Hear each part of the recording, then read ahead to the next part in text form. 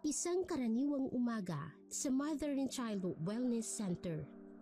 May ilang customers na bumibili ng vitamins at supplements nang biglang bumukas ng malakas ang pinto. Napalingon ng lahat. Nasaan ang nagbenta ng vitamins sa asawa ko? Nagsimulang magbulong-bulungan ng mga customer. May ilan sa kanila ang lumabas ng tindahan, pero karamihan ay nanatili at pinagmamasdan ng eksena. May mga sumilip din mula sa labas ng shop window. Lumabas mula sa likuran ng counter ang isang babaeng nakasuot ng maayos na uniforme. Magandang umaga po. Ako nga po pala yung nagbenta kahapon ng vitamins. Ano po may paglilingkod ko? Alam ko kung ano ito. Alam mo ba kung anong ginawa nito sa asawa ko? Mas lalong dumami ang usyusero sa labas ng tindahan. May ilan pa sa kanilang naglabas ng cellphone. Sir, pwede po ba sa staff room na lang tayo mag-usap? Hindi! Dito tayo mag-uusap para malaman ng lahat kung anong klaseng panlilinlang ang ginagawa ninyo! May isang staff na tahimik na tumawag ng barangay. Dumating ang store manager na si Miss Linda, na nakatayo ngayon malapit sa entrance. Sir, ano po ba talagang nangyari? Paano po namin kayo matutulungan? Ang asawa ko! 3 buwan siyang buntis! Regular siyang umiinom ng vitamins na to! Pero kahapon nakulan siya! Narinig ang mga bulong ng pagkaawa at pagkagulat mula sa mga nanonood. Ilang mga buntis din ang napahawak sa kanilang tiyan. Sir, lubos po akong nakikiramay sa inyo at sa asawa ninyo. Hindi po biro ang makunan. Pero sir, ang mga vitamins po na ibinibenta namin dito, dumaan po yan sa FDA. FDA? Sino nagsabi sa inyo ng totoo? Pati ikaw, dayuhan ka pa man din! Ano ba talagang alam mo? Tama po kayo, sir. Ay, hindi po talaga ako Pilipina. Medyo matagal-tagal na lang po akong naninirahan dito. Pero lahat ng ibinibinta namin may certification. Kung gusto niyo po, pwede nating i-trace ang exact batch ng vitamins na binili ninyo. Mga papel! Madali lang gumawa ng mga papeles! Naiintindihan ko po ang galit ninyo, sir. Natural lang po yan. Pero pwede po ba tayo mag-usap ng mahinahon? Una sa lahat, nasa na pong asawa ninyo? Medyo natigilan si Robert sa tanong nito. Bumukas ang staff room at lumabas si Miss Linda kasama ang isang lalaking naka-corporate attire. Si Mr. Sofio, ang district manager. Magandang umaga po. Ako po si Sofio Santos, ang district manager ng Mother and Child. Naiintindihan po namin ang inyong sitwasyon. Maaari po ba tayong mag-usap sa opisina? Kasama po natin si Elvira na ating head pharmacist. Nagulat si Mang Robert sa presensya ng bagong dating. Nasa bayang asawa ko. Ayaw niyang pumunta sa ospital. Sir, una po sa lahat, kailangan po nating siguruhin na ligtas ang asawa niyo. May partner doctors po kami na pwedeng bumisita sa inyo ngayon din. Tama po, sir. Emergency cases po ang priority nila. Pwede nating tawagan ngayon din. Napaupo si Mang Robert sa upuan malapit sa kanya na tila ba nauubusan ng lakas. Nagpatuloy ang eksena sa mas mahinahon na pag-uusap kung saan ipinaliwanag ni Mr. Sofio ang proper procedure sa ganitong sitwasyon habang si Elvira ay naatasang tumawag sa partner doctor nila. Kinagabihan ng araw na yun, dumating ang ulat mula kay Dr. Santos tungkol sa check-up ng asawa ni Mang Robert. Batay sa mga test at physical examination na pag-alaman na nakuna nito dulot ng hindi na-detect na uterine fibroid. Ang mga fibroid na ito ay nakasagapal sa normal na paglaki ng sanggol at naging dahilan ng early miscarriage. Ayon sa doktor, kahit na anong klaseng prenatal vitamins ang iniinom ng pasyente, hindi ito makapipigil sa nangyari dahil sa anatomical na dahilan. Kinaumagahan, personal na bumisita sa bahay ni Mang Robert ang district manager na si Mr. Sofio kasama si Elvira. Ipinaliwanag nila ang resulta ng medical examination na nagbigay ng referral sa espesyalista para sa proper treatment ng fibroid. Humingi ng paumanhin si Mang Robert sa kanyang inasal sa wellness center at naintindihan naman ito ng management. Sa sumunod na mga araw, normal na bumalik ang takbo ng Mother and Child Wellness Center. Ang insidente ay naging daan pa upang mas maraming kababaihan ang magpakonsulta sa kanilang partner doctors bago uminom ng kahit na anong supplements. Inihayag din ng wellness center sa publiko ang kanilang libreng konsultasyon para sa mga nagbabalak na magbuntis, kung saan sinisigurado muna ang kahandaan ng katawan ng mga kababaihan bago sila bigyan ng anumang prenatal vitamins.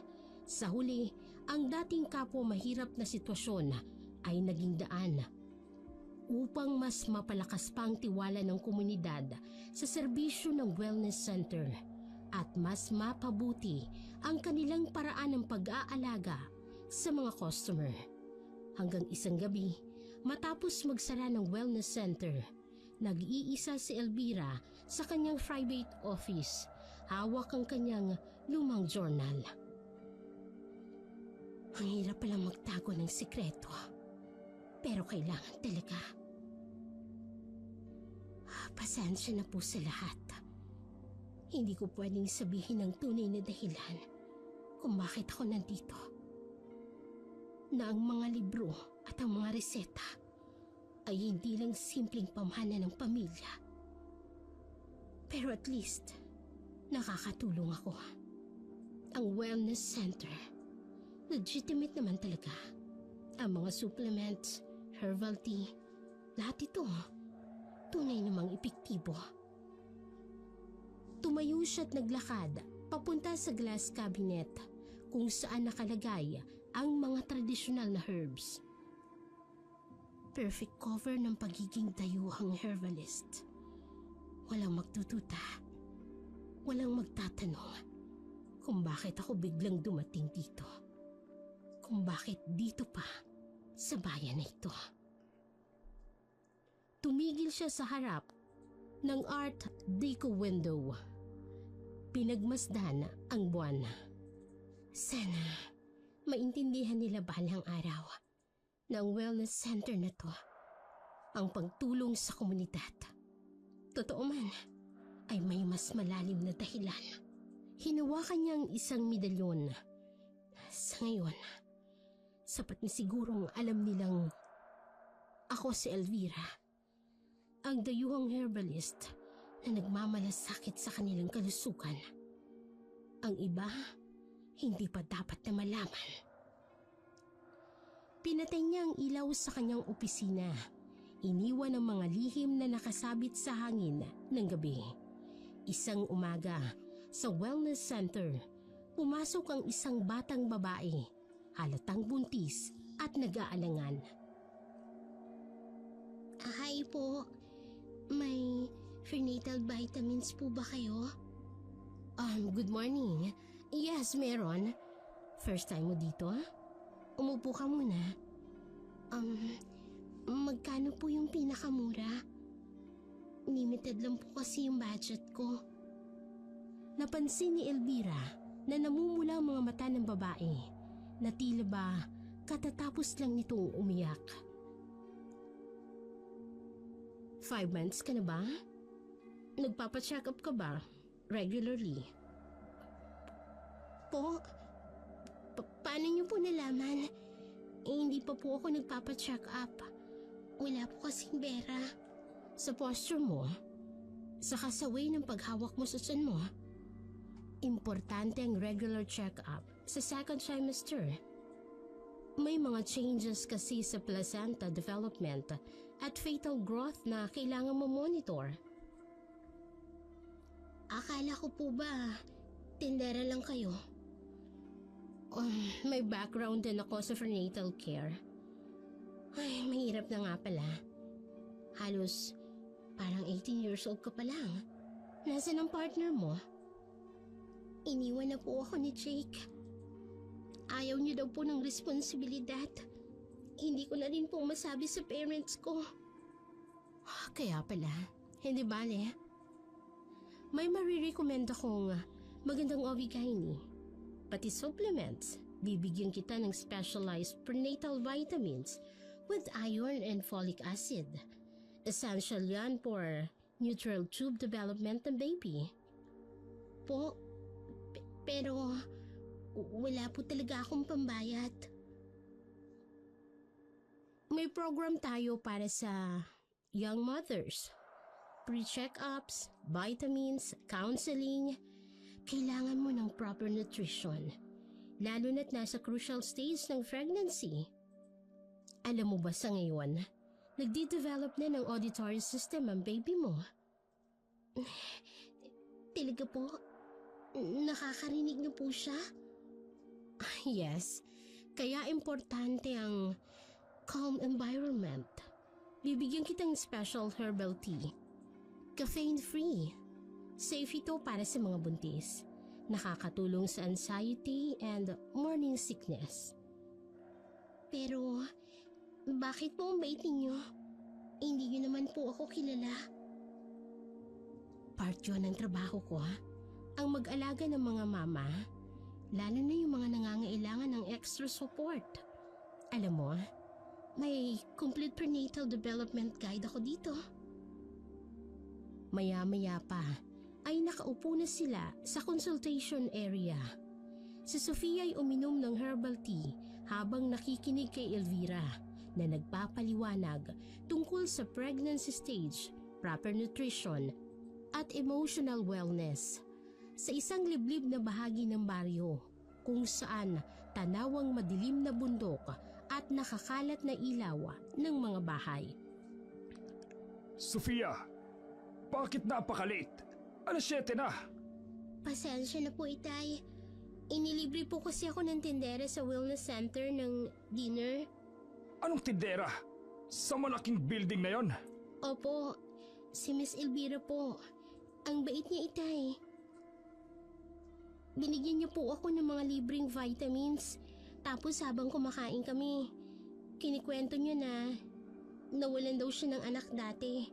Kaya daw grabe siyang nagmamalasakit sa mga buntis ngayon. Nakita ni Tasyo kung anong kumikislap sa dilim ng gubat. Pumasok ka na! Dali! Bakit po, Itay? Hindi ka dapat tumatanggap ng kahit ano sa mga estranghero, anak. Lalo na sa ganitong oras, sa ganitong buwan. Mabilis na isinara ni Tasyo ang mga pinto at bintana. Nako, Tay, sobrang mabait nga po eh. Sabi niya, babalik daw po ako next week para sa check-up. May libreng doktor din doon, Itay. Hindi ka babalik doon. Naamoy ko. May kakaiba.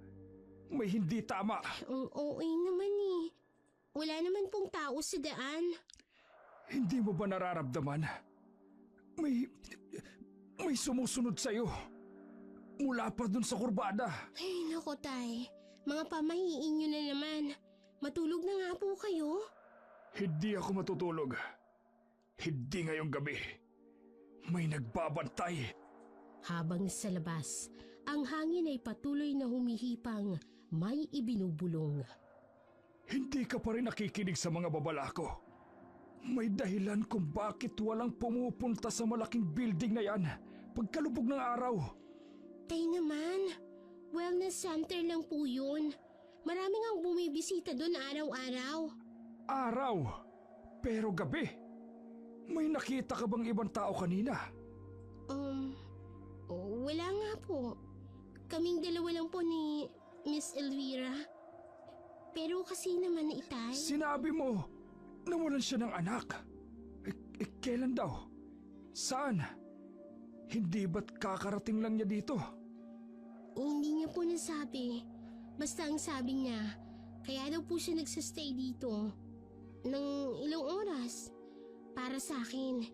Kasi raw alam niya kung gaano kahirap mag-isa. May malakas na kaluskos sa labas. Shh! Narinig mo yun? Tatay naman hangin lang yan. Hindi hangin yan, anak. May kung ano. May nagmamasid. Yung amoy, para bang mga dahon ng herbs. Oo nga po, no? Parang amoy nung tsaa na pinainom sa akin ni Miss Elvira. Ang bango nga po Anong tsaa? Uminom ka ng binigay niya. Opo, para daw po makatulog ako ng mahimbing. Ang sabi niya, importante raw po. Naku naman, Sophia.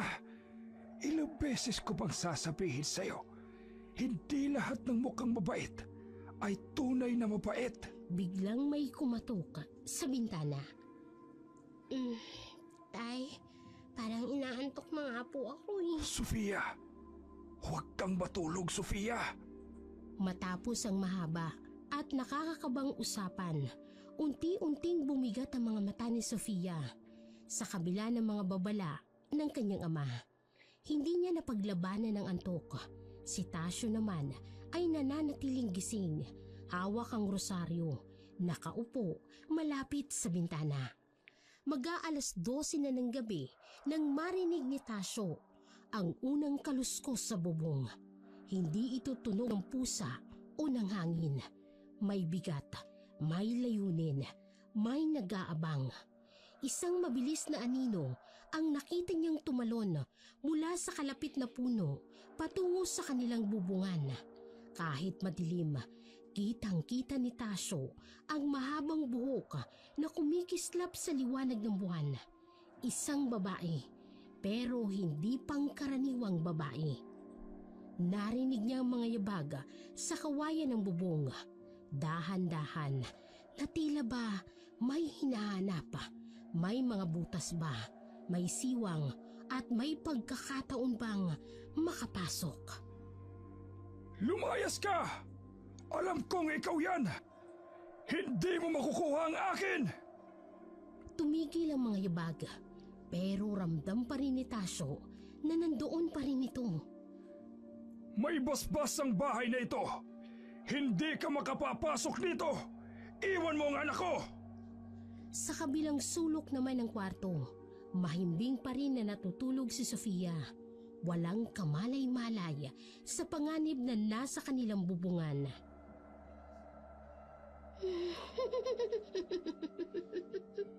Sinasabi ko sa'yo, hindi ang anak ko! Hindi mo siya mapoprotektahan forever. Ay, Diyos ko, ilayo mo kami sa kasamaan. Mas lumakas ang tawa mula sa bubong hanggang sa unti-unting nawala kasabay ng malamig na hangin. Nanatiling nakabantay si Tasyo, hawak pa rin ang rosaryo. Naririnig pa rin niya ang mahinang yabag sa bubong. Lumayas ka! Iniwan mo na kami dati pa! May kaluskos lang mula sa itaas, isang maitim na anino na gumagalaw sa bubong. Hindi mo makukuha ang anak ko! Hindi siya para sa'yo! Biglang may kumislap sa mga mata sa bintana. Isang mahabang buhok ang nakikipagsayaw sa hangin. Amoy ng herbs at kakaibang samyo ang bumabalot sa paligid. Basbas ang nasa bahay na ito! Umalis ka! Biglang may narinig na mga tunog ng kuko sa kawayan. Pagkaluskos ng katawan sa bubong, isang mahabang anino ang gumagapang. Huwag! Huwag mong gagalawin ang anak ko! May malakas na kaluskos sa bubong, mabigat na mga yapak, may kung anong humahagibis sa dilim. Panginoon, iligtas mo po kami! Mula sa kabilang sulok, gumalaw si Sofia sa kanyang pagkakahiga. Tay, May maingay po sa labas. Wala anak. Matulog ka na. Sa labas, ang anino ay tuluyan ng nawala sa dilim. Pero alam ni Tasyo na babalik ito tulad ng dati. Tulad ng nangyari sa asawa niya. Babalik at babalik ang nagbabantay sa kanyang anak. Sa kabila ng pagsisikap ni Tasyo na manatiling gising ay unti-unting bumigat ang kanyang mga talukap. Ang rosaryong mahigpit niyang hawak-hawak ay dahan-dahang dumudulas sa kanyang mga daliri. Ang herbal tea na ininom ni Sofia ay may ibang layunin, hindi lamang para sa anak, kundi na rin, pati na rin sa ama. Sa gitna ng hating gabi, nang tuluyang bumigay si Tasyo dahil sa matinding antok, isang mahabang anino ang kumawala sa mga siwang ng kanilang bubong. Walang ingay, walang kaluskos, tulad ng hangin na dumaan sa mga dahon. Mula sa dilim, isang mahabang dila ang kumawag. Umakyat at humahanap hanggang sa matagpuan nito ang tiyan ni Sophia na mahimbing na natutulog. Walang narinig na sigaw, walang naramdamang kirot. Tahimik at mabilis tulad ng mga kwentong kinakatakutan ng matatanda. Kinaumagahan, ang unang sinag ng araw ang nagpagising kay Tasyo. Masakit ang kanyang ulo, mabigat ang kanyang katawan. Nang imulat niya ang kanyang mga mata, isang tanawin ang bumungad sa kanya na hanggang kamatayan ay hindi niya malilimutan. Ang katawan ng kanyang anak na si Sofia. Nakahiga pa rin kung saan niya ito huling nakita. Pero ngayon ay wala na itong buhay. Anak, Sofia, gising na. Napansin ang dugo sa sahig. Dahan-dahang lumapit si Tasyo. Anak! Anak! Ano nangyari sa'yo? Nagimbal siya sa kanyang nakita. Butas na ang tiyan ng kanyang anak. Hindi! Hindi! Sofia! Anak ko! Yakap ang katawan ng anak. Kumuha ito ng rosaryo. Sino gumawa nito sa'yo? Sino may lakas ng loob? Sinong kumuha sa anak ko? Bigla niyang naalala ang mga pangyayari kagabi. Ang aswang! Ang aswang kagabi! Ang may gawa nito! Kinahain niya ang amo ko! Kinuha niya ang anak ko! Tumayo ito at mahigpit pa rin ang pagkakahawak sa rosaryo. Dalawang buhay! Dalawang buhay na walang kasalanan! 5 buwan! 5 buwan mong inabangan ang amo ko! Kinuha niyang itak sa dingding. Sumusumpa ako sa ngalan ng anak kong si Sofia! Hahanapin kita kahit saan ka magtago! 18 taon lang siya. Wala pang alam sa buhay. Nangangarap pa para sa anak niya. Bakit? Bakit hindi mo na lang ako kinuha? Sofia, anak, patawad. Hindi kita naprotektahan. Pero ipaghihiganti kita. Naririnig mo ako? Hindi kita ililibing hanggang hindi kita na ipaghihiganti. Humakbang ito papunta sa pintuan. Nasa dilim ka pa. Naririnig mo ako. Alam kong pinagmamasdan mo ako. Humunta ka. Magbabayad ka. Magbabayad ka ng napakamahal. Hinigpitan nito ang pagkakahawak sa itak at sa rosaryo. Ang anak ko. Ang apo ko. Ang mga pangarap nila. Kinain mo silang lahat. Pero ngayon, ako naman ang manginginain ng buhay mo. Hindi ako titigil. Hindi ako matutulog hanggang hindi kita nahahanap. Ang mga pangyayari sa gabing yun ay naging paalala sa mga tao sa baryo na ang mga kwento ng matatanda tungkol sa mga nilalang na nagbabantay sa dilim ay hindi lamang kwento. At ang Art Deco building sa gitna ng bayan, ang Wellness Center, ay patuloy na tumatanggap ng mga bagong customer na walang kaalam-alam sa tunay na layunin ng kanilang mga herbal tea at supplement. Inilibing si Sophia sa liblib na parte ng sementeryo, kasamang kanyang hindi pa isinisilang na sanggol. Matapos ang libing, dumami ang mga bulong-bulungan sa baryo.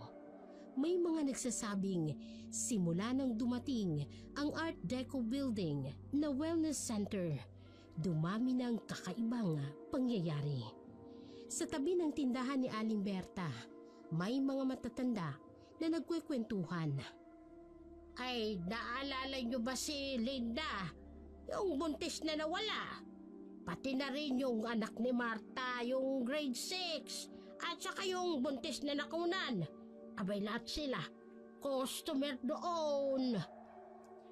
Pero sa kabila ng mga kwento, patuloy ang operasyon ni Elvira sa Mother and Child Wellness Center. Ngayong araw, pumasok si Aurora, 25 taong gulang, 5 buwang buntis. Sa loob ng center, maaliwalas ang paligid. Amoy herbs at essential oils. Sa counter, nakahanay ang mga imported na bote ng prenatal supplements. Sa gilid, may display ng mga herbal tea na naka-organize ayon sa trimester ng pagbubuntis. Sa private consultation room ng Wellness Center, mahihinang classical music ang tumutugtog. Amoy lavender at chamomile ang hangin. Oh, kumusta Aurora? Komportable ka ba dyan sa upuan? Special yan para sa mga buntis. Opo, ang lambot nga po eh. Tsaka ang bango po ng tea na binigay nyo. Napansin ko medyo may pagkamatamlay ka. Ang sabi mo may problema ka sa pagtulog. Oo nga po eh. Hindi po ako makatulog sa gabi. Tapos ang bigat ng katawan ko. Naghanda ako ng special blend para sa'yo. Pure Organic Prenatal Plus. Australian herbs ito. Galing sa farm. Perfect ito para sa 5 buwan ng pagbubuntis.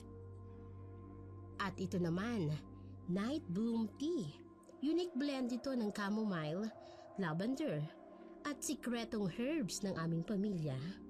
Iinom ka nito 1 oras bago ka matulog.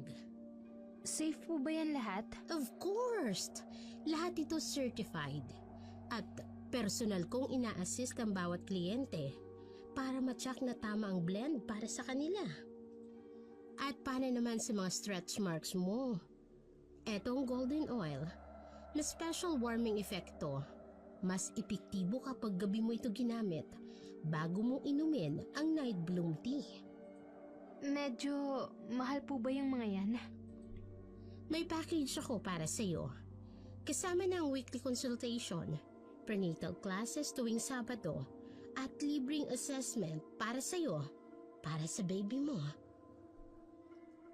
Sa daan pa uwi, magkahawak kamay ang mag-asawa. Ang paper bag ng Wellness Center ay mahigpit na yakap ni Aurora. Ang bait talaga ni Miss Elvira. Alam mo ba, Personal niyang hinahalo ang mga vitamins ko. Custom blend daw para sa katawan ko. Magkano ba naman lahat ang binili mo? Pero okay lang. Blessing talaga may ganyang wellness center dito sa atin. Worth it naman, mahal. Alam mo, pinainom niya ako ng tea kanina. Ang sarap! Parang nawala lahat ng pagod ko. Teka, ayusin ko lang itong mga binili ko sa tokador. Tingnan mo, ang ganda ng mga pakete, no? Australian herbs daw to.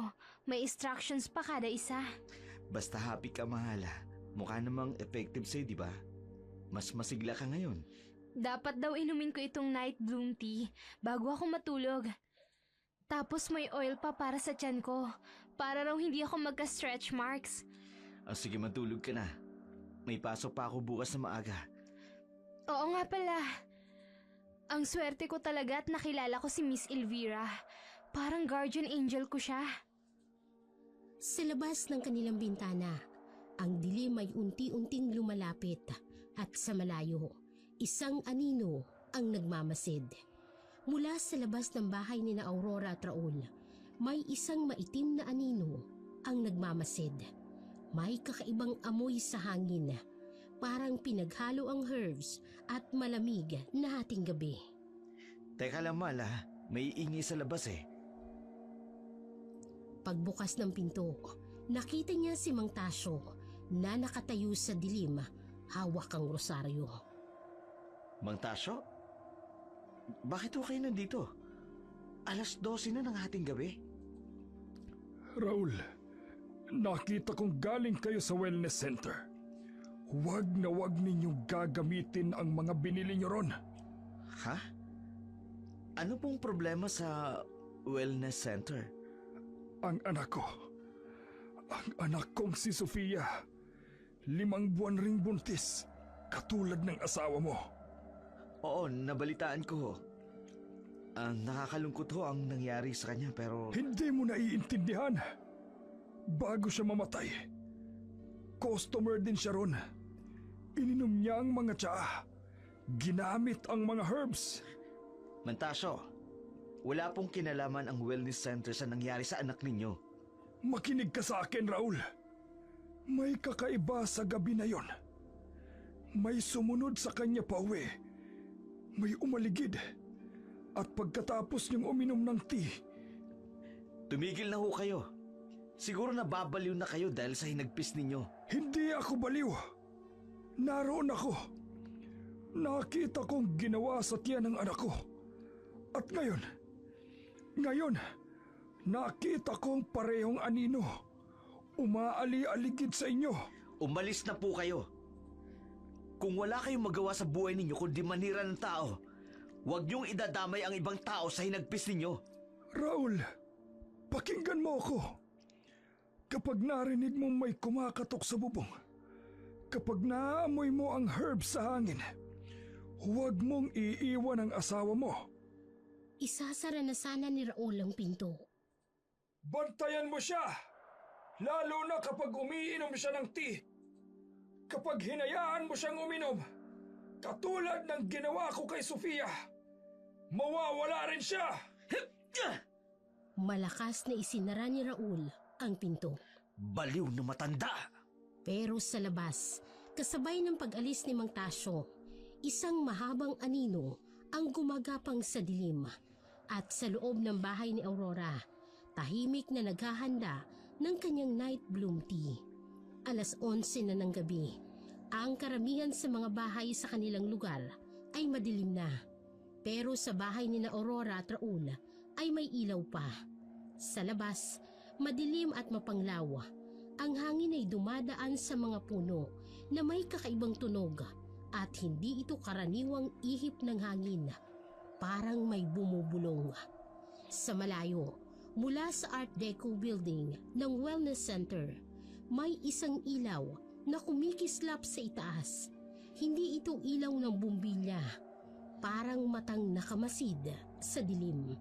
At mula sa building niyon hanggang sa bahay ni Aurora at Raul ay may mahabang anino na dahan-dahang gumagapang, sumusunod sa amoy ng night bloom tea. Sa loob ng bahay, Masayang nagkukwentuhan ng mag-asawa tungkol sa kanilang mga binili sa wellness center. Hindi nila alam na may isang matandang lalaking nakatayo sa dilim. Nagmamasid sa kanilang bintana. Si Mang Tasyo, may hawak na rosaryo, nanginginig sa takot at galit. Sino yun, mahal? Si Mantasyo, yung tatay ni Sofia. Si Sofia? Yung buntis na namatay? Oo, nagbabala. Sabi niya, wag daw natin gagamitin yung mga binili nating mga vitamins sa wellness center. Bakit naman? Ang ganda-ganda nga ng wellness center dito eh. Ang bait pa ni Miss Elvira. Alam mo naman ang mga matatanda. Pinaghalo-halo niya ang hinagpis niya sa kung ano-anong pamahiin. Sabi niya, customer din daw si Sofia bago... Bago mamatay? Pero marami namang customers doon ah. Hindi naman ibig sabihin. Hay nako, alam mo naniniwala pa siya sa aswang? Sabi niya may sumusunod daw sa atin. May umaali-aligi daw. Kawawa naman si Mang Tasyo. Siguro sa sobrang lungkot, hindi niya na alam kung anong totoo sa hindi. Huwag mo nang isipin yun. Baliw na siguro yung matanda na yun. Inuubos niya ang buhay niya sa paghihiganti sa mga bagay na hindi naman totoo. Pero mahal, hindi ba nakakatakot? Customer din si Sofia doon. Tapos bigla na lang... Kang matakot. Andito lang ako. Hindi kita iiwan. Ano yun? Pusa lang yan. O, inumin mo na itong tea bago ka matulog. Ang bango talaga nito. Parang sarap matulog. Ang hating gabi ay tahimik sa mga iskinita ng kanilang lugar. Sa malayo, mula sa lumang Art Deco building, may ilaw na patay-sindi. Ang wellness center ni Elvira. Ang mga puno sa gilid ng daan ay sumasayaw sa malamig na hangin. Nagbibigay ng maitim na mga anino sa lupa. Si Mang Tasyo ay naglakad-lakad sa dilim. Hawak ang kanyang rosaryo. 2 buwan na mula nang mamatay ang kanyang anak na si Sofia. 2 buwan na rin siyang nagbabantay, naghihintay at nagmamasid. Sa hindi kalayuan, may nakaparadang itim na kotse. Kilala niya ito, ang kotse ni Elvira.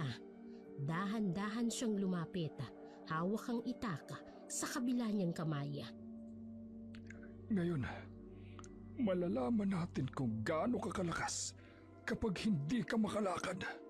Dahan-dahan niyang sinaksak ang mga gulong nito. Mang Tasyo, anong ginagawa niyo dito? Ikaw dapat ang tinatanong ko. Bakit ka nandito sa ganitong oras? May karapatan ba kayong magtanong?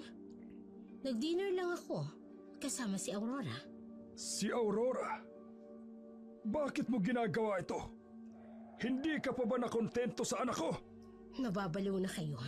Alam ng buong bayan ang nangyari kay Sofia. Aksidente yon. Aksidente? Nakita kita!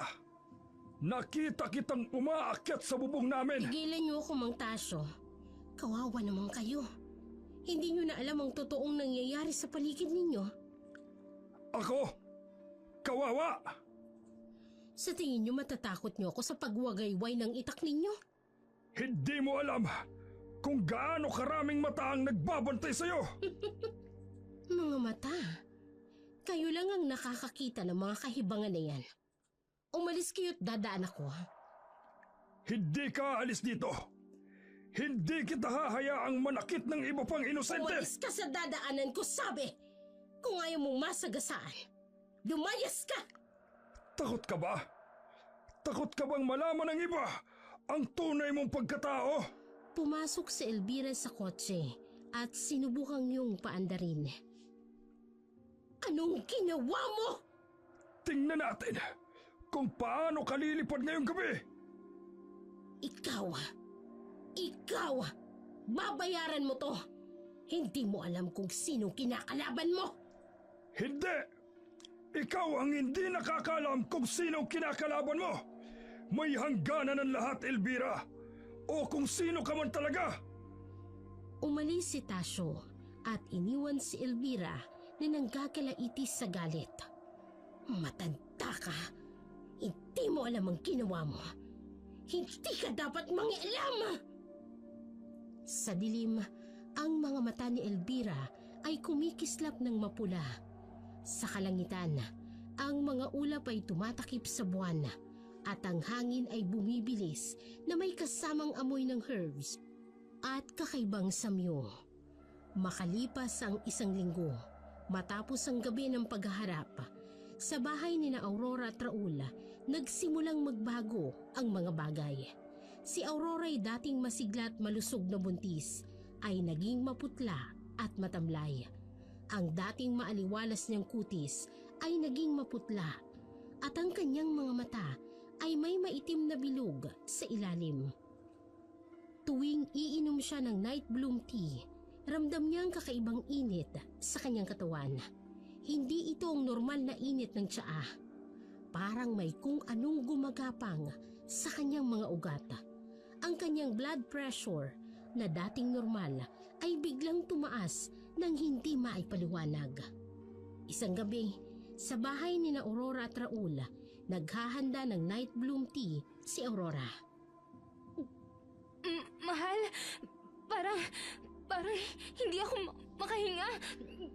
Anong nararamdaman mo? Ang bilis ng tibok ng puso ko. Parang sasabog. Napaupo si Aurora sa silya. Hawak pa rin ang kanyang dibdib. Teka, titingnan natin ang BP mo. Hindi ko maintindihan. Simula nung uminom ako ng vitamin C, Miss Elvira.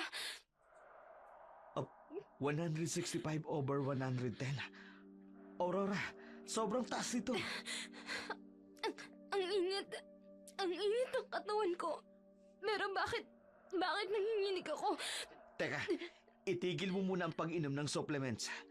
Pero sabi ni Miss Elvira, bawal daw itigil. Kailangan daw continuous. Aurora, tingnan mo ang nangyayari sa'yo. Pati ang tea na yan. Hindi. Kailangan ko to para sa baby. Sabi ni Miss Elvira. Akin na sabi, tama na yan. Ayoko. Dadalhin kita sa ospital. Ayoko sa ospital. Gusto ko lang uminom ng tea. Biglang may kumatok sa bintana. Isang sanga ng puno o isang mahabang daliri. Hindi. Tingnan mo ang nangyayari sa'yo. Hindi ito normal. Pero mahal, si Miss Elvira, sabi niya, special blend to para sa akin lang. Biglang huminto sa pagsasalita si Aurora. Napahawak ito sa kanyang ulo. Ang sakit! Parang umiikot ang paligid. Akin na kasi ang iniinom mo na yan eh. Itapon na natin to! Huwag mong gagalawin! Nagulat si Raul sa hindi pangkaraniwang sigawa ng kanyang asawa. Aurora? Bakit ka sumigaw ng ganun? Hindi ko alam. May kung anong pumipiga sa loob ko.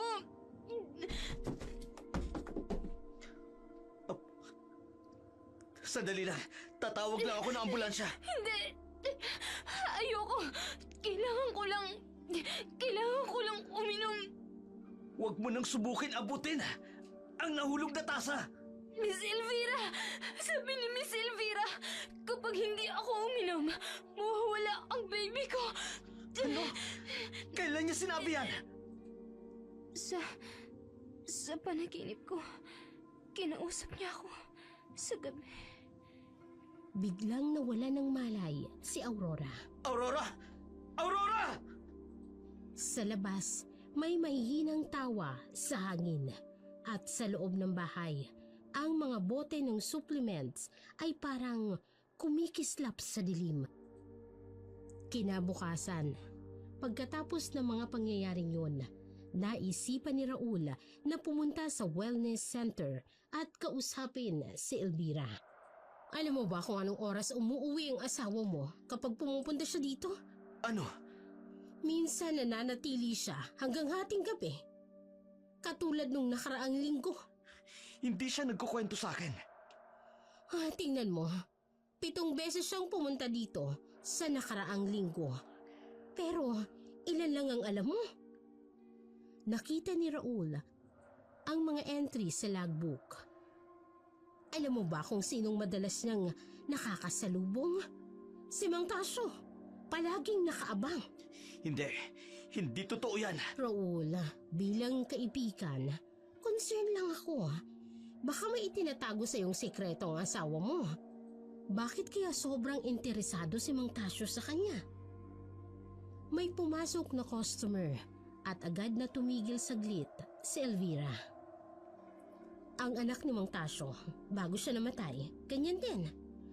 Palihim na pumupunta rito, nakikipag-usap sa kung sino-sino. Pero ang supplements mo, Herbs lang ang supplements ko. FDA approved. Pero kung may ibang bagay na nangyayari kay Aurora, baka may iba pang dahilan. Napaupo si Raul dahil sa pagkalito. Kung ako sa'yo, bantayan mo siya.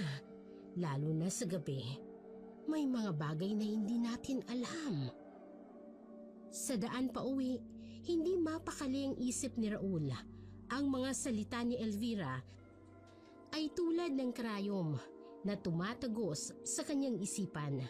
Pagdating sa bahay, nakita niyang nakaupo si Aurora sa sala, maputla at matamlay. Aurora, kailangan natin mag-usap. Tungkol saan? Kay Mang Tasyo. Totoo bang pumupunta siya rito? Isang mahabang katahimikan ang namayani sa mag-asawa. Hindi ko alam kung paano ko sasabihin. Sabihin mo ang totoo. Nagkikita kayo? Oo, dumadating siya kapag wala ka. Ano? Bakit mo itinatago sa akin? Kasi alam kong magagalit ka. Si Mang Tasyo, dating albularyo siya. Anong sabi mo? Binibigyan niya ako ng mga orasyon, mga dasal, para sa proteksyon. Sabi niya, kailangan daw naming mag-ingat. At nakikinig ka sa kanya? Oo! Kasi mas naniniwala ako sa kanya. Alam mo ba kung ilang buntis na ang nawala ng anak dito? At ilang tiyan na ang nabutas? Kalokohan! Pamahiin lamang yan! Hindi! Si Mang Tasyo, alam niya yung tunay na nangyayari. Sinabi niya sa akin na may nagpapanggap, may nagtatago sa likod ng magandang muka. At naniwala ka sa matandang yon? Nagbigay siya ng patunay. May mga ritual siyang ginagawa para malaman kung sino ang tunay na salarin sa pagkamatay ng anak niya. At kaya pala laging mataas ang blood pressure mo? Anong ritual ang pinagagawa niya sa'yo? Para sa proteksyon lang. Sabi niya, delikado raw yung wellness center na yon. Delikado raw si Elvira. Sino yan? Si Mang Tasyo. Oras na daw ng panalangin. Sandali lang, paalisin ko siya! Umalis ka, matanda ka! Mahal, hintay! May ipapakita siya sa atin. Yung tungkol sa mga gamot ni Elvira. Raul, kailangan mong malaman ang katotohanan. Anong katotohanan? Nililito mo lang ang asawa ko! Tingnan mo ito. Ito. Ang mga herbs na ginagamit ni Elvira. Hindi normal na herbs to. Mahal, pakinggan mo muna siya. Ang night bloom tea. Alam mo ba kung kailan lumitaw ang tinayan dito? Kasabay ng pagdating ni Elvira. Kasabay ng mga nawawalang buntis. Tigilan mo ang kahibangan mong matanda ka! Mahal, totoo. Simula nung uminom ako ng tea, parang may kumakain sa loob ko. Hindi na tayo dapat mag-aaksaya pa ng oras. Kailangan nating gawin ang ritual ngayon din. Anong ritual? Para maprotektahan si Aurora. Bago pa mahuli ang lahat. Bago pa siya maging katulad ng anak ko. Mahal, tulungan mo ako. Anong nangyayari sa'yo? Dali! Ihiga mo siya! Mahal, tatawag ako ng ambulansya. Wala nang oras. Hindi siya maliligtas ng ospital. Mahal ang tiyan ko. Parang may kumakalmot sa loob ng tiyan ko. Raul, hawakan mo ang asawa mo. Huwag mong bibitawan. Ano bang nangyayari? Ang tea, ang supplements, lahat ng yun para pahinain siya. Para madaling kunin ang bata.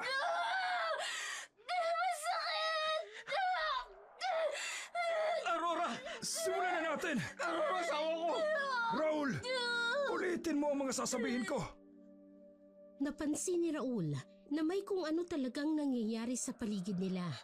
At kahit hindi niya maintindihan ng lahat, nakita niya ang depresyon sa mga kilos at salita ni Mang Tasyo.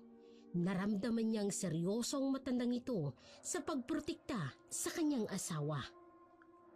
Raul, kailangan mo akong paniwalaan. Ang buhay ng anak mo at ng asawa mo ang nasa panganib dito. Pero ano bang koneksyon ito? Ano bang eksaktong nangyayari? Hindi ko maintindihan ang lahat ng ito. Makinig ka lang at sundin ang mga gagawin ko. Kailangan nating pigilan ang mga puwersa na nagsisikap kunin ang sanggol mo. Inilabas ni Tasyo ang ilang nakasulat na mantra at inilapat yun sa dibdib ni Aurora. Ulitin mo ang mga sasabihin ko. Ipagkaloob mo sa amin ang iyong basbas. Ipagkalob mo sa amin ang iyong mga basbas. Iligtas mo ang aming anak Iligtas mo ang aming anak mula sa masasamang kapangyarihan. mula sa masasamang kapangyarihan. Hindi ko alam kung anong nangyayari. Pero kung ito ang paraan para maproteksyonan ang aking pamilya, gagawin ko. Sumunod si Raul kay Tasyo at paulit-ulit na inulit ang mga salitang yon. Habang ginagawa nila ito, ang kaluskos sa bubong ay naging mas malakas at nararamdaman ni Aurora ang panibagong sakit ng kanyang tiyan. Mahal ang sakit! Aurora! Tulungan mo ako! Mang Tasyo, anong nangyayari? Ituloy lang natin. Kailangan nating tapusin ang ritual bago siya makaakit pa ng higit na makapangyarihan. Nanalangin sila ng malakas habang nabubuo ang insenso ni Tasyo. Naramdaman nilang may kung ano talagang pumipigil sa kanilang ginagawa. Na tila isang masamang lakas na gumagapang papalapit. Si Raul, kahit na hindi naiintindihan ng lahat, ay nakitang matinding determinasyon ni Tasyo na protektahan sila. Naisip niyang kahit na hindi niya lubos maintindihan ang nangyayari, kailangan niyang sumunod kay Tasyo para sa kaligtasan ng kanyang pamilya. Raul, tuloy-tuloy lang. Huwag kang titigil. Mas lumakas ang panalangin at mas mabilis ang pagbubuga ng insenso. Ramdam nilang masamang presensya na unti-unting lumalamig at nawawala. Naramdaman ni Aurora na ang sakit ng kanyang tiyan ay unti-unting nawawala rin. Patuloy ang matinding tensyon at panganib na nararamdaman ni Raul at Tasyo habang nagpapatuloy sila sa kanilang panalangin. Ramdam nilang masamang presensya na gumagapang papalapit at alam nilang kailangan nilang maging mapagbantay at matatag. Raul, tuloy-tuloy lang. Huwag kang titigil sa pananalangin. Kailangan nating paalisin ang aswang na yan bago siya makapasok dito. Pero ano ba talagang nangyayari, Mang Tasyo? Hindi ko maintindihan ang lahat ng ito. Wala nang panahon para mag-alinlangan. Ang buhay ng iyong anak ang nasa panganib dito. Kailangan nating labanan ng masasamang nilalang na umaatake sa atin. Mababaka sa boses ni Tasyo ang matinding takot at pagmamalasakit. Ramdam ni Raul na ang matanda'y nanginginig sa pangamba at alam niyang kailangang maniwala siya at sumunod kung gusto niyang maprotektahan ang kanyang pamilya. Sabay-sabay silang nagpatuloy sa kanilang panalangin habang mas lumalakas ang kaluskos at ang pakiramdam ng masamang presensya sa bubong. Nararamdaman ni Aurora ang pagsusumigaw ng kanyang tiyan at nanginginig siya sa takot. Mahal! Ang sakit! Ano ba talagang nangyayari dito? Huwag kang mag-alala. Tutulungan ka ni Mang Tasyo.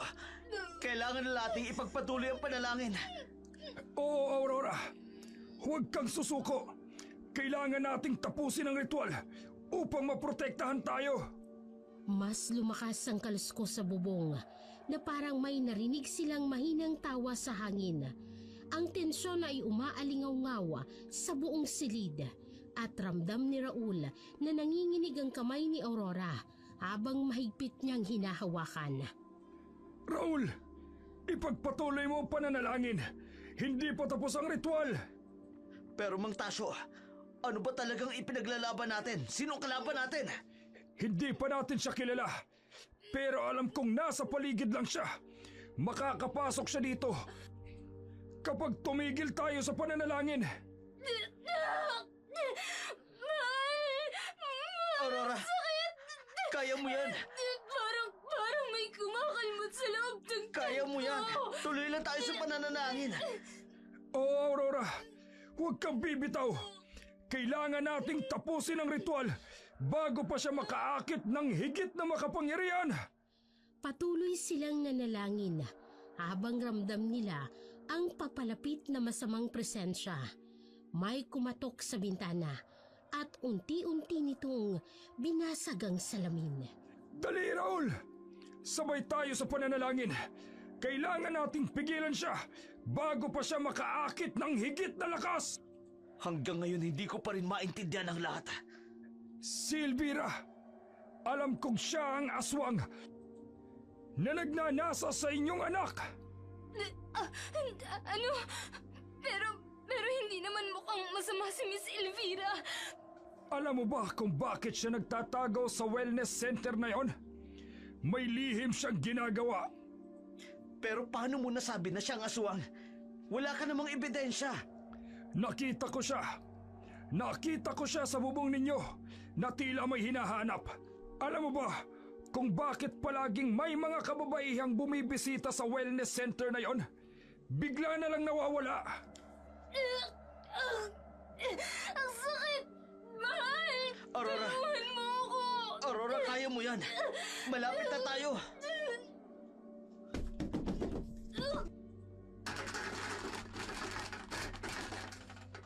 Mas lumakas ang kaluskos sa bintana at parang may kumikislap na mga mata na nakatingin sa kanila mula sa labas.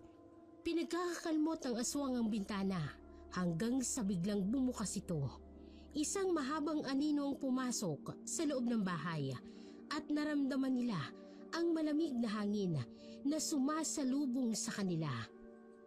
May kumakalmot na mga kamay ang lumabas mula sa dilim at narinig nila ang isang mahinang tawa. Bilisan mo, Raul. Sabayan mo ako. Kailangan nating pigilan ang aswang. Pero Mang Tasyo, paano natin siya pipigilan? Wala akong alam na pwedeng gawin. May pulbos akong dala na maaaring magpahina sa kanya. Kailangan mong sugatan siya upang malaman natin kung ano talaga siya at kung sino siya. Sugatan? Paano ko gagawin yun? Bilisan mo, Raul. Huwag mong hayaang makalapit pa siya. Bilisan mo! Pero Mang Tasyo, hindi ko alam kung paano. Biglang bumukas ang pinto sa sala at nakita nilang isang mahabang anino. Papunta ito sa direksyon ni Aurora. Nakita nilang mahabang buhok at kumikislap na mga mata na animoy gumagalaw sa dilim. Raul! Ngayon na! Si Raul, kahit na nanginginig, ay kumuha ng itak at sinubukang tagpasin ang balikat ng masamang nilalang. May malakas na sigaw at ang anino ay umalis ng mabilis na parang nalason. Magaling, Raul. Nasugatan mo siya. Ngayon, nakita mo na talaga kung sino siya. Hindi ko pa rin maintindihan ang latang ito. Sino ba talaga siya? Si Elvira. Siya ang aswang, Raul. Nakita mo mismo kung papaano siya lumabas sa dilim at sinubukang kunin ang anak ninyo. Kailangan nating tapusin ang ritual upang tuluyan na kayong maging ligtas. Ano? Si Elvira? Hindi ko maintindihan. Bakit naman siya gagawa nun? Aurora, alam mo ba kung bakit palaging may buntis na nawawala pagkatapos magpunta sa wellness center na yon? At bakit ka biglang nagkaproblema sa kalusugan simula nung uminom ka ng mga gamot ni Elvira? Parang hindi naman siya ganun. Mabait naman siya sa amin. Alam mo, Mang Tasyo, kahit alam ko may nangyayaring hindi tama, hindi ko pa rin maintindihan kung bakit si Elvira ang aswang na pinanghihinalaan mo. Wala ka pa ring ebidensya. Raul, maniwala ka sa akin. Nakita ko siya. Alam mo naman kung gaano karami na ang buntis na nawala matapos magpunta sa wellness center na yon. Paano mo mapapatunayang totoo ang sinasabi mo? Makinig ka sa akin, Raul. Alam kong mahirap paniwalaan. Pero Mang Tasyo, sana maintindihan mo. Kahit nanginginig ako ngayon, kailangan ko ng mas konkretong ebidensya bago ako sumang-ayon sa ginagawa mo. Ilang araw matapos ang hindi pangkaraniwang pangyayari sa bahay ni Raul at Aurora, nagpasya silang makipag-ugnayan sa mga ahensya ng pamahalaan upang masuri ang mga produkto at dokumentasyon ni Elvira. Kasama nila ang isang mabait at mapagkakatiwalaang doktor na nagtataguyod ng kanilang kaso. Nakaupong naghihintay sa isang pribadong kwarto si Raul at ang doktor ay naghahanda para sa panayam ukol sa investigasyon. Salamat sa pagpunta niyo rito, Mr. Raola. Malaga ang inyong tulong sa aming investigasyon. Ginagawa ko lang po ang dapat para maprotektahan ng pamilya ko. Ano po bang kailangan ninyo malaman? Una, maaari kayong magbigay ng mga detalye tungkol sa inyong karanasan sa wellness center ni Elvira. Kung ano nangyari kay Aurora. Alam ko, may mali sa mga produksyong ibinebenta nila. Simula nung uminom si Aurora ng mga supplements, nagsimula siyang magkaproblema sa kalusugan. Ano ang mga sintomas na naramdaman ni Aurora? Nagkaroon po siya ng mataas na blood pressure. Parang may kung ano daw ang kumakalmot sa loob niya. Nagdurugo rin minsan ang ilong niya. Nakakatakot naman ito mga sintomas na ito. May alam ba kayo kung anong maaring dahilan? Hindi po. Pero si Mang Tasyo, ang tatay nung namatay naming kaibigan, naniniwala na si Elvira may kasalanan. Sabi niya, aswang daw si Elvira na gumagamit ng produktong yun para makuha ang sanggol sa mga buntis. Salamat sa iyong kooperasyon. Patuloy kami maghanap ng katotohanan upang matulungan kayo at ang iba pang biktima. Matapos ang panayam kay Raul, nagpasya ang mga otoridad na palakasin pa ang investigasyon laban kay Elvira. Alam nila na may higit pang kaalaman tungkol sa pangyayari ng matandang albularyo na si Mang Tasyo. Kaya nagpasya silang puntahan siya sa kanyang bahay. Pero bago pa man sila makarating ay nangyari na ang hindi inaasahan. Isang madilim na gabi, narinig ni Mang Tasyo ang mga kalabog at ingay sa labas ng kanyang bahay. Dali-dali siyang lumabas ng kanyang silid. Dala ang kanyang mahiwagang tungkod. Laking gulat niya nang makitang isang malaking butas ng pader at si Elvira nakatayo sa gitna nito at nakangisi. Ikaw! Ikaw ang aswang na pumatay sa aking anak at apo! Anong ginagawa mo rito? Pumasok si Elvira sa bahay habang sinisira ang dingding ng pinto. Tinitingnan niya si Mang Tasyo nang may malupit na ngiti. Tama ka, tanda. Ako nga ang pumatay sa iyong pamilya. At ngayon, ikaw naman ang susunod. Itinaas ni Elvira ang kanyang kamay at itinuto kay Mang Tasyo. Handang sugurin ito. Ngunit mabilis na itinaas ni Mang Tasyo ang kanyang tungkod at nagsimulang bigkasin ang mahiwagang orasyon. Hindi ako magpapatalo ng ganun kadali. Ibabalik ko ang mga ninakaw mong buhay. Masamang nilalang! Naramdaman ni Elvira ang isang nakakapasong init sa kanyang katawan. Natumba siya sa sahig at nagsimulang manginig sa sakit. Anong ginawa mo sa akin? Inalis ko ang iyong masamang kapangyarihan! Hindi ka na makakapinsala pa sa mga inosenteng bata! Sigaw ni Mang Tasyo. Ngunit sa matinding galit ni Elvira ay nagbigay ito sa kanya ng lakas. Unti-unting tumayo siya at tiningnan ng masama ang matanda. Akala mo, matatalo mo ko ng ganun kadali? Nagkakamali ka, Tasyo. Mas malakas ako ngayon kesa noong pinatay ko ang pamilya mo. Nataranta si Mang Tasyo sa sinabi ni Elvira. Naaalala niya ang araw na natagpuan niya ang bangkay ng kanyang anak at apo. Halos hindi na makilala sa sobrang pagkasira ng katawan. Hayop ka, Elvira! Paano mo nagawang patayin ang mga inosenteng bata? Masusunog ka sa impyerno dahil sa iyong mga kasalanan! Impyerno?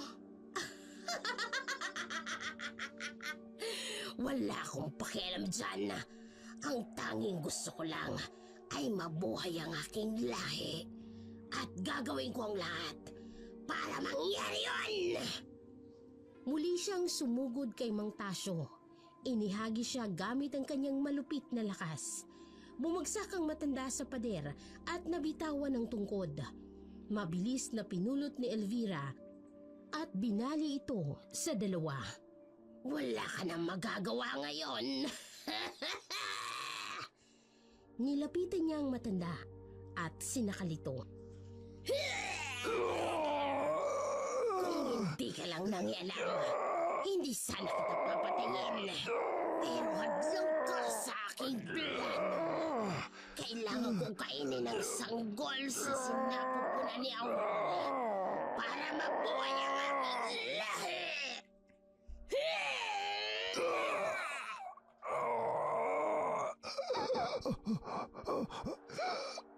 Pumikit si Mang Tasyo.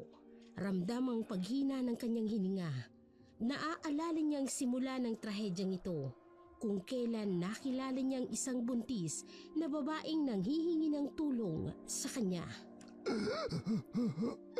Aurora, patawarin mo ko. At sa isang iglap, bumagsak ang katawan ni Mang Tasyo sa sahig. Wala nang buhay.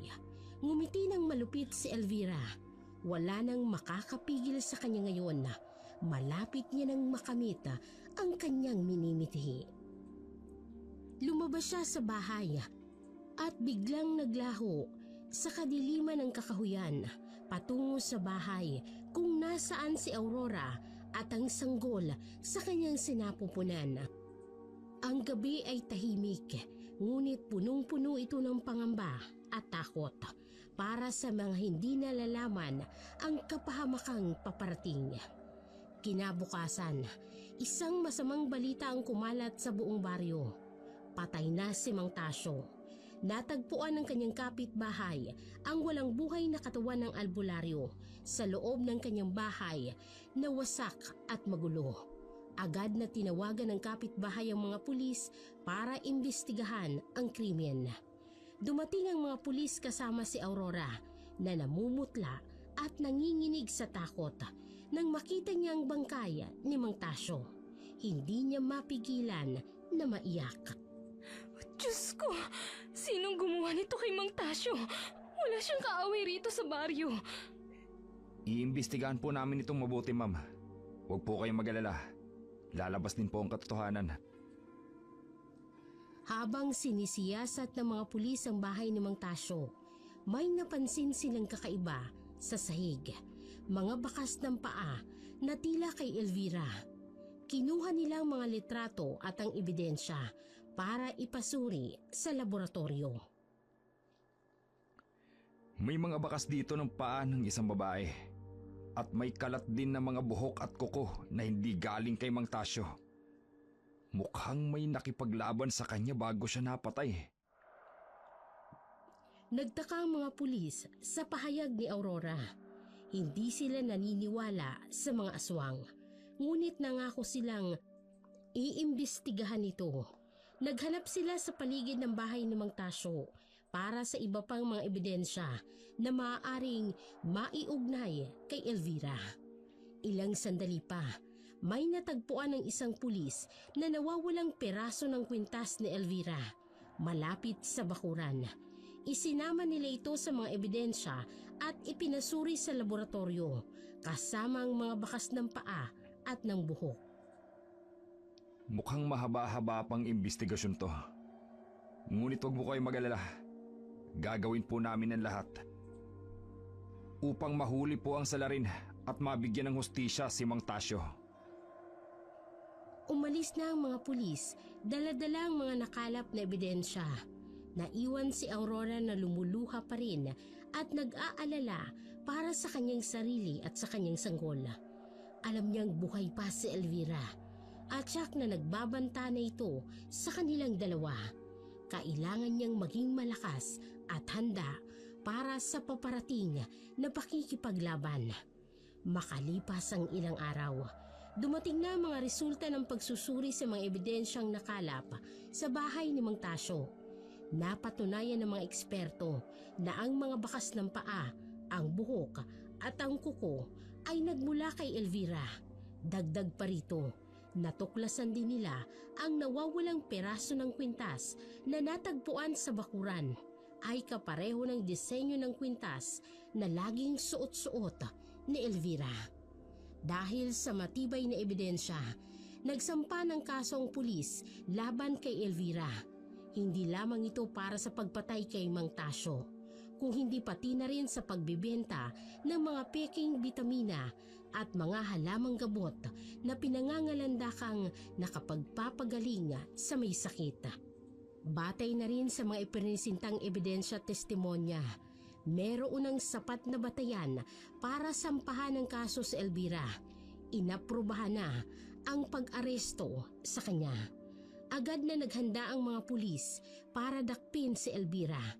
Nagsagawa sila ng isang malawakang operasyon sa buong bayan. Sinisiyasat ang bawat sulok ng iskinita kung saan maaaring nagtatago ang aswang. Mag-iingat kayo. Alam nating lahat na mapanganib si Elvira. Siguraduhin may kasamang pari o albularyo sa bawat pangkat para maprotektahan tayo mula sa kanyang masasamang kapangyarihan. Samantala, nakarating na rin ang balita kay Aurora tungkol sa pag-aproba ng warrant laban kay Elvira. Bahagyang gumaan ang kanyang kalooban, ngunit alam niyang hindi siya makakatulog ng mahimbing hanggat hindi nahuhuli ang aswang. Diyos ko, sana mahuli na nila si Elvira bago pa niya ako mahanap. Natatakot ako para sa aking sanggol. Parang awa mo na. Iligtas mo kami sa kapahamakang ito. Naging alerto ang buong bayan. Nakipag-ugnayan sa mga pulis para sa anumang impormasyon tungkol kay Elvira. Nagtalaga ang simbahan ng mga pari na siyang mag-iikot sa pamayanan upang magbigay ng banal na proteksyon sa mga tao. Ngunit ilang araw ang lumipas, walang anumang palatandaan kung nasaan si Elvira. Tila siya'y nawala na parang bula.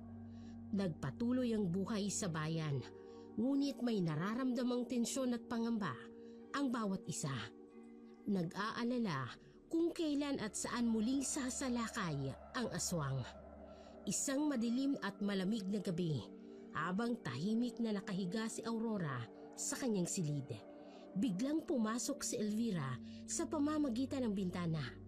Namutla si Aurora sa takot nang makita niya ang aswang, ngunit pinili niyang maging matapang para sa kanyang anak. Elvira, paano ka nakapasok dito? Anong kailangan mo sa akin? Ngumisi si Elvira at ang kanyang mga matay naninigas sa pagnanasa para sa sanggol na nasa sinapupunan ni Aurora. Alam mo kung bakit ako nandito, Aurora? Matagal ko nang ginugusto ang iyong sanggol. Ngayon, ibibigay mo siya sa akin. Tinangka ni Elvira na lapitan si Aurora. Ngunit mabilis na kumuha ng isang krus ang buntis at itinapat ito sa aswang. Lumuyo ka sa aking tinderang demonyo ka! Tindera ka na mahilig sa bata! Kaya pala nawawala ang mga bata dahil kinakain mo sila! Tamaan ka sana ng kidlat sa kasamaan mo! Tumawa lamang ng malakas si Elvira. Tila hindi naaapektuhan ng krus. Hinawakan niya si Aurora sa liig at itinaas ito sa hangin. Akala mo ba matatakot ako dyan sa krus mo? Wala akong ibang pakialam sa mga yan. Ang gusto ko lang ay ang iyong sanggol at kukunin ko siya ano man ang mangyari. Biglang may kumalabog sa pinto. Ito ang mga pulis na dumating para arestuhin si Elvira. Pinasok nila ang silid at nakita ang aswang na sinasalakay si Aurora. Bitawan mo siya, Elvira! Wala ka ng kawala! Sumuko ka na at huwag nang lumaban pa! Ngunit hindi nagpatinag si Elvira. Ibinaling niya ang kanyang galit sa mga pulis. Handang labanan sila para lamang makuha ang sanggol ni Aurora. Namutla ang mga pulis sa pangamba. Natakot sa masamang kapangyarihan ng aswang. Hindi ako susuko hanggat hindi ko nakukuha ang gusto ko. Lumayo kayo kung ayaw ninyong masaktan! Nagsimulang magbitaw ng orasyon si Elvira. Hinihiling sa kadiliman na bigyan siya ng lakas. Lumindol ang buong bahay. Nayanig sa kapangyarihan ng aswang. Namutla ang mga pulis sa takot. Ngunit nananalangin sila sa kanilang krus at rosaryo. Panginoon, gabayan mo po kami. Bigyan mo po kami ng lakas para mapigilan ang kasamaang ito. Sa kabila ng lakas ni Elvira, unti-unti silang nakalapit sa aswang. Pinagsama-sama nilang kanilang lakas at pananampalataya upang tuluyang mapalibutan si Elvira. Sa huli, naubos ang lakas ni Elvira at bumagsak siya sa sahig, tila walang malay. Mabilis siyang pinusasa ng mga pulis at ikinulong sa isang banal na selda kung saan wala siyang magagawang kasamaan. Samantala, nilapitan ng mga pulis si Aurora para tiyakin kung ayos lang ito. Laking pasasalamat niya na dumating sila sa tamang oras para iligtas siya at ang kanyang anak. Maraming salamat po sa inyo. Kung hindi dahil sa inyo, baka kinuha na ni Elvira ang aking anak. Utang ko po sa inyo ang aking buhay. Wala yon. Ginagawa lang namin ang aming tungkulin. Ngayon, maaari ka nang matulog ng mahimbing, Aurora. Sa ngayon, nasa kulungan na si Elvira at hindi ka na niya masasaktan pa.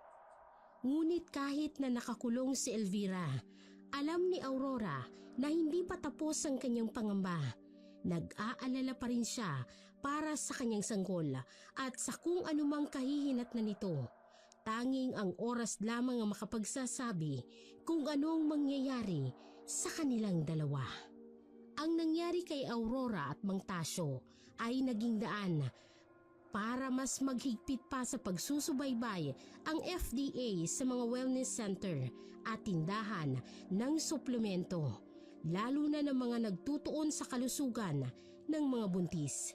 Sinigurado nilang bawat produkto ay sumasailalim sa masusing pagsusuri at may tamang sertipikasyon bago maibenta sa publiko. Sa huli, ang trahedyang ito ay nagsilbing aral at babala para sa lahat. Naway magising tayo sa katotohanan na hindi lahat ng mga pangakong milagroso ay totoo at ang pinakamainam na paraan para pangalagaan ang ating kalusugan ay sa pamamagitan ng tamang pangangalaga mula sa mga eksperto at lisensyadong profesional.